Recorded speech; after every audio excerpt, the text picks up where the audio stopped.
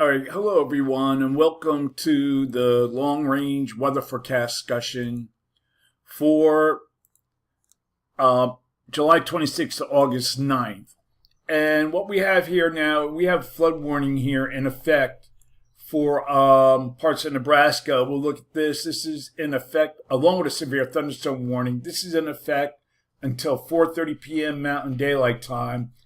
And we have spotters reported thunderstorm producing heavy rain across the warned area. Between a ½ inch to an inch of rain has fallen, and expected rainfall amounts of 1 to 2 inches in an hour is forecast. Additional rainfall amounts of ½ inch to 2 inches are possible in the warned area. Flash flooding is ongoing, will begin shortly.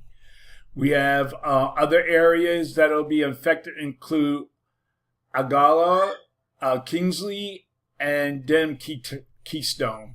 So then this severe thunderstorm warning is in effect until 2 p.m. Mountain Daylight Time for central Keith County. And the threat will be ping-pong size hail and 60-mile-an-hour winds. That can do real damage. So this is areas that's concerned. We already have a report here, estimated 1.5 inch and 1 inch half hail in Keith, Nebraska. And we have a report of winds of 55 miles an hour in southeast Keith, Nebraska, in the county. All right. Other than that, we have other severe thunderstorm watches and warnings here in effect. We have no tornado warnings in effect. So this is all due, if we back up here a little bit. I guess I can. We have a frontal system that's moved through. You can see I have the fronts here highlighted.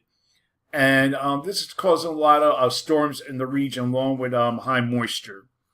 Okay, so now we're going to get to the forecast. And this is for the forecast period for July 26th to the 30th. And what we have here is a trough that moves in along the west coast. Westerlies remain across the north. Broad ridge covers the region. And the large ridge will cover much of the country. It will be initially centered near the southeast coast on Saturday, but will build back further west across the plains as the week progresses next week. This will be the driver of an expansive and dangerous heat wave. Okay, so we're going to look at temperature forecasts for this region. All right, we'll go to tomorrow, 2 p.m. We're approaching 90 degrees in New York City, 90 in Philadelphia. It looks like 85 in the nation's capital. Low 100s to 100 here across the plains. And in the 90s across that area. Then we'll go to Friday, 2 p.m. And now we're like 95 Atlantic City, 94 in the nation's capital. Near 100 across the southeast. Low 100s here across the plains. And going into Saturday, we have 2 p.m. 2 p.m. We have temperatures near 100 degrees. I think it's going to be cooler than this come Saturday here in the Northeast. But at least the GFS is saying 100 degrees in New York City, 96 in the nation's capital, low 100s across the Southeast and parts of the plains. And we go to Sunday, 2 p.m. Now the cooler air moves in, 93 in New York City, still low 100 in the teens in the southeast. Now, we'll have a trough over central Canada will likely amplify south of the ridge in the northeast in the middle of next week. This will bring a return of seasonal temperatures by the end of the forecast period for the northeast. Energy will move across the periphery of the upper ridge with multiple thunderstorms across the northern plains, Great Lakes to the northeast. So we go to the surface, and you can see here's one system riding over the ridge. Then we have another one later on in the week. So this is where the ridge will be situated. It'll remain hot. We'll look, there was something else I wanted. Okay, no, I guess not. Okay, now we're going to look at the period for July 31st to August 4th. we have most of the models have a broad ridge across the nation's trough over the Northeast. You can see here, and we also have one here up the West Coast. The exception is the GFS. If we look back at the GFS, this doesn't have it has it more to the west and a broad ridge here.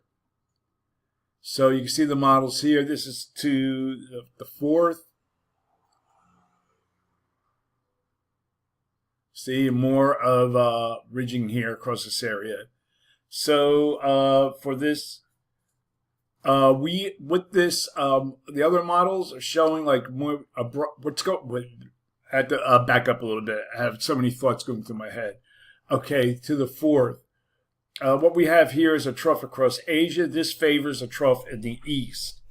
So for this forecast period, I am calling for above normal temperatures here, and I'm calling for anomalies that could exceed 10 degrees above normal in this area here, near normal for this region for precipitation. Calling for above normal precipitation here, probability of occurrence 35%. Below normal precipitation here, probability of occurrence 35%.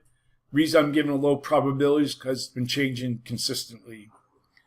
Okay, now we're going to look at the period for August 5th to the 9th. Now, again, most of the models have above normal heights across the country with a ridge. You see right here. The GEFS keeps the trough here over the Northeast. So this goes along with what's going over in Asia, because we look what's going on in Asia at the same time. Trough's still here, but it begins to leave, but it's still there. So for this forecast period, I am calling for above normal temperatures for this region, and anomalies are forecast to be near at least 6 degrees above normal in this area or more in this area in the orange.